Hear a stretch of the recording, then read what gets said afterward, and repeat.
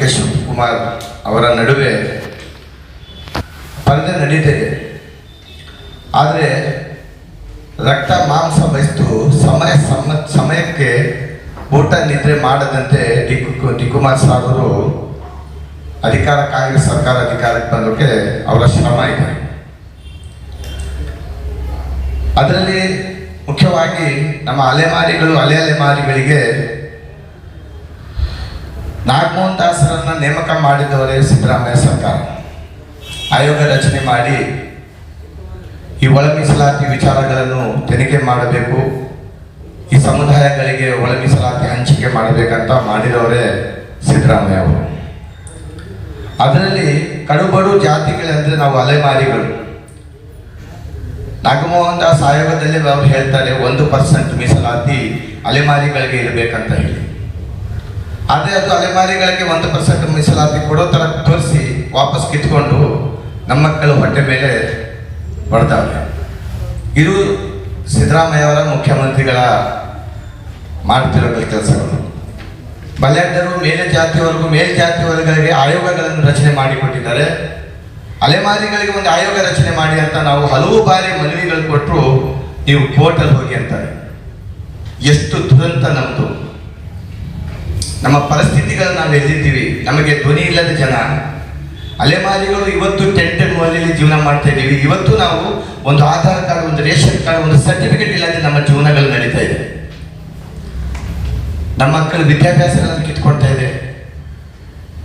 ನಮ್ಮ ಮಕ್ಕಳು ತಟ್ಟೆಗೆ ಹಾಕಿರೋ ಅನ್ನನ ಕಿತ್ಕೊಂಡಿದೆ.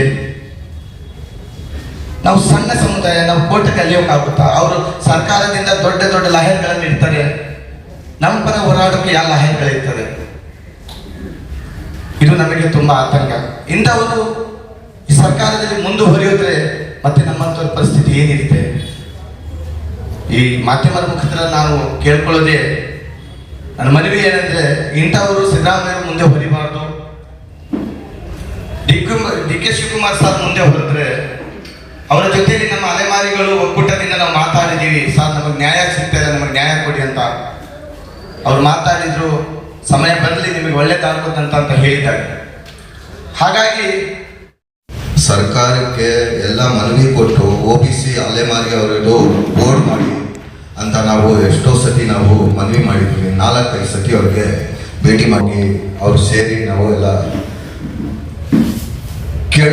ಕೇಳಿದ್ರೆ ಇನ್ನ ತನಕ ಅವರು ನಮಗೆಲ್ಲ ಏನೋ ಪ್ರಯೋಜನಿಸಲಿಲ್ಲ. ಅವ್ರು ನಮಗೆಲ್ಲ ರೆಸ್ಪಾನ್ಸೇ ಕೊಟ್ಟಿಲ್ಲ. ಇವತ್ತು ಗಂಟನೂ ನಮಗೆ ಕ್ಯಾಸ್ಟ್ ಸರ್ಟಿಫಿಕೇಟ್ದು ತುಂಬ ತೊಂದರೆ ಆಗ್ತಾ ಇದೆ. ಮಕ್ಕಳು ಅಭ್ಯಾಸಕ್ಕೆ ತುಂಬ ತೊಂದರೆ ಆಗ್ತಾ ಇದೆ. ಸ್ಕೂಲ್ಸ್ ಕಾಲೇಜ್ಗೆ ಎಲ್ಲ ತೊಂದರೆ ಆಗ್ತಾ ಇದೆ ತುಂಬ. ಇದರಿಂದ ಇವಾಗೇನೋ ಗಲಾಟೆ ನಡೀತಾ ಇದೆ ಇಬ್ಬರಿಂದ, ನಾನು CM ನೀನು CM ಅಂತ. ನೋಡಿ, ಇವಾಗ ಡಿ ಕೆ ಶಿವಕುಮಾರು ಎಷ್ಟು ಕೆಲಸ ಮಾಡಿದಾರಂದ್ರೆ ಪಾರ್ಟಿಗೆ 51-52 ವರ್ಷದಿಂದ ಕೆಲಸ ಮಾಡ್ಕೊಂಡು ಬರ್ತಾ ಇದ್ದಾರೆ. ಅವರು ವಿದ್ಯಾರ್ಥಿ ಕಾಂಗ್ರೆಸ್ ಇಂದನೂ ಅವರು ದುಡ್ಕೊಂಡು ಬರ್ತಾ ಇದ್ದಾರೆ. ಅವರು ತುಂಬಾ ಶ್ರಮ ಪಟ್ಟಿದ್ದಾರೆ ಕಾಂಗ್ರೆಸ್ ಪಾರ್ಟಿಗೆ. ನೋಡಿ, 23ನೇ ಎಲೆಕ್ಷನ್ ಟೈಮ್ನಲ್ಲಿ, MLA ಎಲೆಕ್ಷನ್ ಟೈಮ್ನಲ್ಲಿ ನಮ್ಮ ಅಲೆಮಾರಿಗಳಿಗೆಲ್ಲ ಅವರು ಒಂದು ಆದೇಶ ಕೊಟ್ಟಿದ್ರು, ನೀವೆಲ್ಲ ಸೇರಿ ನಮಗೆಲ್ಲ ಸಪೋರ್ಟ್ ಮಾಡಿ ಅಂತ ನಮಗೆಲ್ಲ ಇದು ಮಾಡಿದ್ರು. ನಾವೆಲ್ಲ ಕಡೆನೂ 224 ಕ್ಷೇತ್ರಕ್ಕೂ ನಾವು ಹೋಗ್ಬಿಟ್ಟು ಎಲ್ಲ ಕೆಲಸ ಮಾಡಿದ್ದೀವಿ. ಅಲೆಮಾರಿಗಳು 100% ವೋಟ್ ಹಾಕಿದ ಮೇಲೇ ಅವರು ಇವಾಗ 104 ಸೀಟ್ ಬಂದಿರೋದು, ಸರ್ಕಾರ ನಡೀತಾ ಇರೋದು. ಅಲೆಮಾರಿಗಳಿಗೆ ಇವರು ಕಡೆಗಣಿಸ್ತಾರಂದ್ರೆ ನಾವೆಲ್ಲ ಎಲ್ಲಿ ಹೋಗ್ಬೇಕು? ನಾವು ಎಷ್ಟೊತ್ತಿ ನಿಮಗೆ ಮನವಿ ಮಾಡಿದ್ದೀವಿ, CM ಅವ್ರಿಗೆ ಮನವಿ ಮಾಡಿದ್ದೀವಿ. ಏನು ಡೆಪ್ಟಿ CM ಅವ್ರ ಹತ್ರ ಏನಿರ್ತೈತೆ? ಪವರ್ ಏನಿರಲ್ಲ. CM ಹತ್ರನೇ ಪವರ್, CM ಮಾಡಬೇಕು. ಅದಕ್ಕೆ ನಾವು ಎಷ್ಟು ಇದು ಮಾಡಿದ್ರಿ. ಇವಾಗ ಡಿ ಕೆ ಶಿವಕುಮಾರ್ CM ಆದರೆ 100% ಅಲೆಮಾರಿಗಳಿಗೆ ಒಳ್ಳೇದಾಗುತ್ತೆ. ನಮ್ಮದು ಒಂದು ಆಗ್ರಹ ಇದು AICC ಅಧ್ಯಕ್ಷರಿಗೆ ಮತ್ತು ರಾಹುಲ್ ಗಾಂಧಿ, ಸೋನಿಯಾ ಗಾಂಧಿ ಅವ್ರಿಗೆಲ್ಲ ನನಗೆ ನಮ್ಮ ಕಡೆಯಿಂದ ಆಗ್ರಹ ಇದು. ನಮಸ್ಕಾರ. ಸರ್ ಹೇಳ್ದಂಗೆ ಅಲೆಮಾರಿಗಳು ತಾವು ಮಾಧ್ಯಮದ ಗಮನಕ್ಕಿದೆ, ದಿಲ್ಲಿವರೆಗೂ ನಾವು ಹೋಗಿದ್ದೀವಿ. ನಮ್ಮ ಹುದ್ದೆಗಳನ್ನು ನಾವು ಅವರ ಮುಂದೆ ತೋರಿಸ್ಕೊಂಡಿದ್ದೀವಿ. ಅದು ನೋವಿನ ಸಂಗತಿ, ನಮ್ಮ ಕಣ್ಣಿಗೆ ರಕ್ತ ಬರುತ್ತೆ. ನಾವು ನಮ್ಮ ಉದ್ಯೋಗಗಳು ನಾವು ಏನ್ ಮಾಡಿ ಜೀವನ ಮಾಡ್ತಾ ಇದ್ದೀವಿ, ಚಾವಟಿಗಳನ್ನ ನಾವು ಹೊಡ್ಕೊಳ್ತಾ ಇದ್ದೀವಿ, ನಮ್ಮ ದೇವರ ವಿಗ್ರಹಗಳನ್ನ ನಾವು ತಲೆಯಲ್ಲಿ ಹೊತ್ಕೊಂಡು ಓಡಾಡ್ತಾ ಇದ್ದೀವಿ. ಆದರೂ ಈ ಸರ್ಕಾರ ನಮ್ಮ ಅಲೆಮಾರಿಗಳಿಗೆ ಒಂದು ನೆಲೆ ಇವತ್ತು ಅವ್ರು ಮಾಡಿಕೊಟ್ಟಿದ್ದಾರೆ. ನಮಗೆ ಎಷ್ಟು ದುಃಖ ಆಗುತ್ತೆ ಅಂದ್ರೆ ಸಿದ್ದರಾಮಯ್ಯ ಹೇಳ್ತಾರೆ ಕಟ್ಟ ಕಡೆ ಸಮುದಾಯಗಳಿಗೆ ನಾವು ನೆರವಾಗಿರ್ತೀವಂತ. ಅದು ಎಷ್ಟು ಮಟ್ಟಿಗೆ ಸುಳ್ಳು ಹೇಳ್ತಿದೆ ಸ್ವಾಮಿ. ರಾಜ್ಯದಲ್ಲಿ ನಾವು ತಿರುಗಿ ನೋಡಿ, ಇವತ್ತು ನಾವು ಟೆಂಟ್ ಕರ್ನಾಟಕ ಇದ್ದೀವಿ, ನಾವು ಬೀದಿ ಕರ್ನಾಟಕ ಇದ್ದೀವಿ, ನಾವು ಕುಟುಂಬದ ಕರ್ನಾಟಕ ಇದ್ದೀವಿ. ಅಲೆಮಾರಿಗಳು, ಕಾಡು ಕುರುಬರು, ಜೇನು ಕುರುಬರು, ಬೆಟ್ಟದ ಕುರುಬರು, ಇವರ ಸರ್ಟಿಫಿಕೇಟ್ ಮೇಲ್ವರ್ಗದವರು ಅವರ ಹೆಸರಲ್ಲಿ ಆ ಸರ್ಟಿಫಿಕೇಟ್, ಜಾತಿ ಸರ್ಟಿಫಿಕೇಟ್ ಮಾಡಿಕೊಂಡು ಸೌಲಭ್ಯಗಳು ಪಡೆಯುತ್ತಾ ಇದ್ದಾರೆ. 15 ವಿಧಾನಸಭಾ ಕ್ಷೇತ್ರಗಳಿದೆ, 3 ರಾಜ್ಯಸಭಾ ಕ್ಷೇತ್ರಗಳಲ್ಲಿ ಅದರಲ್ಲಿ ಒಬ್ಬ ಸ್ಥಾನ ನಾವು ಇವತ್ತು ಅದನ್ನ ಪಡ್ಕೊಂಡಿಲ್ಲ. ನಮ್ಮದು ಎಷ್ಟು ದುರಂತ ಇದೆ. ಈ ವಿಚಾರ ಸರ್ಕಾರದ ಮುಂದೆ ನಾವು ಮನವಿ ಮಾಡ್ಕೊಳ್ತಿದ್ದೀವಿ. ಸಿದ್ದರಾಮಯ್ಯ ಜೊತೆಗೆ ನಾವು ಕಳೆದ ಒಂದು 10-15 ಬಾರಿ ಇದರ ವಿಚಾರ ಮಾಡಿದ್ದೀವಿ. ಸ್ವಾಮಿ, 1% ನಮಗೆ ಬಿಟ್ಕೊಡಿ, ನಮ್ಮ ಮಕ್ಕಳ ತಟ್ಟೆಯಲ್ಲಿ ಮಣ್ಣು ಹಾಕಬೇಡಿ, ನಮ್ಮ ಮಕ್ಕಳ ಬಾಯಿಗೆ ಮಣ್ಣು ಹಾಕಬೇಡಿ. ಮಾತಿನ ಮಾತ್ರ ಚಾಣಕ್ಯ ಅನ್ನೋದನ್ನು ಅವರು ಪ್ರೂವ್ ಮಾಡಿದ್ರು. ಬಿಜೆಪಿ ಸರ್ಕಾರಗಳಲ್ಲಿ ಇದ್ದಾಗಲೂ ಹೇಳ್ತಾರೆ ಅಲೆಮಾರಿಗಳಿಗೆ 1% ಬಿಡ್ರಿ ಅಂತ ಅನೇಕರು ಮಾತಾಡ್ತಾ ಇದ್ರು. ನೀವು ಭಾಷಣದಲ್ಲಿ ಅಮಿತ್ ಶಾ ಅವರನ್ನ ಚಾಣಕ್ಯ ಅಂತ ಹೇಳ್ತೀರಾ.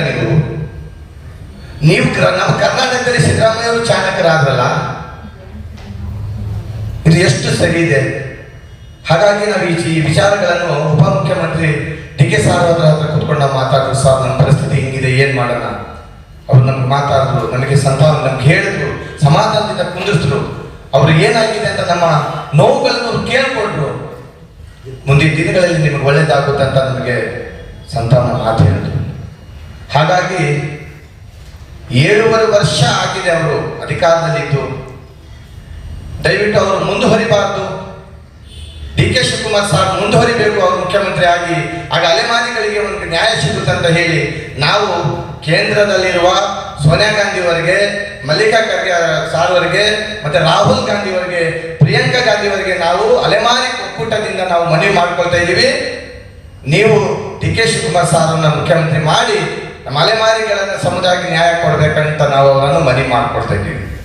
ಇಲ್ದಿದ್ದರೆ ನಾವು ಮುಂದಿನ ದಿನಗಳಲ್ಲಿ ಅವರು ಈ ಕಾರ್ಯದಲ್ಲಿ ಇವರ ಏನಾದರೂ ಮೀಸಮಣ್ಣದ ಏರಿಸಿದ್ರೆ ನಾವು ರಾಜ್ಯದಲ್ಲಿ ಅಲೆಮಾರಿಗಳು ಒಕ್ಕೂಟಾಗಿ ನಾವು ನಮ್ಮ ಕಸಬನ್ನು ಇಟ್ಟು ನಾವು ಹೋರಾಟಗಳು ಮಾಡಬೇಕಾಗುತ್ತೆ. ಈ ಸಂದರ್ಭದಲ್ಲಿ ಮುಂದೆ 28ರ ಎಲೆಕ್ಷನ್ ಅವರನ್ನು ಹೆದರಿಸಬೇಕಾಗುತ್ತೆ. ಆ ಸಂದರ್ಭ ಬರುತ್ತೆ ಅಂತ ಹೇಳಿ ನಾವು ರಾಹುಲ್ ಗಾಂಧಿ ಅವ್ರಿಗೂ ಮತ್ತೆ ಸೋನಿಯಾ ಗಾಂಧಿ ಅವ್ರಿಗೂ, ಮಲ್ಲಿಕಾರ್ಜುನ ಖರ್ಗೆ ಸಾರ್ ಅವ್ರಿಗೂ ನಾವು ಈ ಮಾಧ್ಯಮದ ಮುಖಾಂತರವಾಗಿ ಈ ಎಚ್ಚರಿಕೆಯನ್ನು ಕೊಡ್ತೇವೆ ಅಂತ ಹೇಳ್ತಾ ನಾನು ಮಾತಾಡೋಕ್ಕೆ ಅವಕಾಶ ಮಾಡಿಕೊಂಡು ಎಲ್ಲರೂ. ನನ್ನ ಹೆಸರು ಶ್ರೀನಿವಾಸ್ ಅಂತ.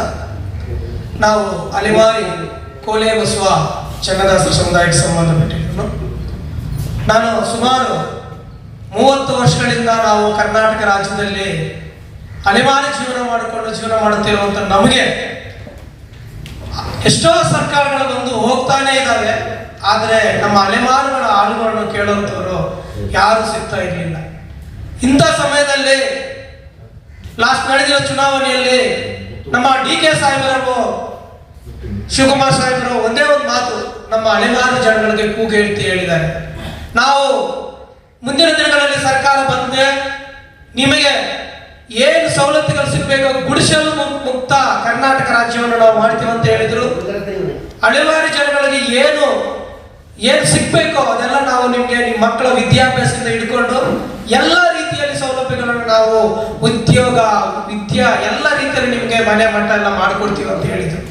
ಆದರೆ ಸ್ವಾಮಿ, ಸರ್ಕಾರ ಬಂದು 2.5 ವರ್ಷ ಆದ್ರೂ ಸಹ ಮಾನ್ಯ ಸಿದ್ದರಾಮಯ್ಯ ಅವರ ನೇತೃತ್ವದಲ್ಲಿ ಹಲವಾರು ಬಾರಿ ನಾವು ಅಲೆಮಾರು ಸಮುದಾಯಗಳು ಹೋಗಿ ಅವ್ರ ಹತ್ರ ಮನವಿ ಮಾಡಿಕೊಂಡ್ರು ಅವರೇ ನಿರ್ಮಿಸಿರುವಂತ ಆಯೋಗದಿಂದ ನಮ್ಮ ಒಳ ಮೀಸಲಾತಿ ಕುರಿತು, ಒಳ ಮೀಸಲಾತಿ ಮಾಡುವ ಸಂದರ್ಭದಲ್ಲಿ ನಾವು ಮಾತಾಡಿದ್ವಿ. ಸ್ವಾಮಿ ಮಾಡಿಕೊಂಡು ನಾಗಮೋಹನ್ ದಾಸ್ ಅವರು ಹೇಳಿರೋದು, ಇಲ್ಲ ಈ ಜನಾಂಗಕ್ಕೆ ಏನಾದರೂ ಒಂದು ದಾರಿ ತೋರಿಸಲೇಬೇಕು, ದಾರಿ ದೀಪ ಅವ್ರು ನಿಂತಬೇಕಂತ ಹೇಳಿದಾಗ ನಾಗಮೋಹನ್ 1% ಆದ್ರೂ ಈ ಜನಾಂಗ ಕೊಟ್ಟಿದ್ರೆ ಎಲ್ಲ ರೀತಿಯಲ್ಲಿ ಅವ್ರಿಗೆ ವಿದ್ಯಾ ಉದ್ಯೋಗ ಮನೆಗಳು ಮಟ್ಟ ಎಲ್ಲ ಸಿಕ್ಕಂತೆ ಒಂದೇ ಒಂದು ನಿರ್ಧಾರದಿಂದ ಅವರು ಅವರ ನಾಗಮೋಹನ್ ವರದಿಯಲ್ಲಿ ಬರೆದರೂ ಸಹ ನಮ್ಮ ಸಿದ್ದರಾಮಯ್ಯ ಸರ್ಕಾರ ನಮಗೆ ಒಂದು ಹೊತ್ತು ಮೀಸಲಾತಿಯನ್ನು ಮಾಡಿರಲಿಲ್ಲ.